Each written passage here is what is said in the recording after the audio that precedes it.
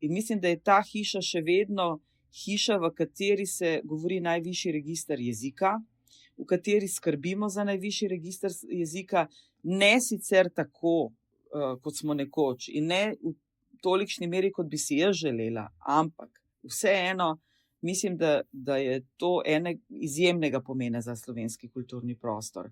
Naslednja stvar, ki je zelo pomembna, je, da imajo na RTV Slovenija vseeno prostor vse skupine marginalne. Se pravi, od socialnih marginalnih do narodnostnih, do bom rekla, ljudi s telesno okvaro, do drugačnih, bom rekla, tudi mentalnih sklopov ljudi, se pravi, tisti, ki ne morejo tako hitro razmišljati, imajo.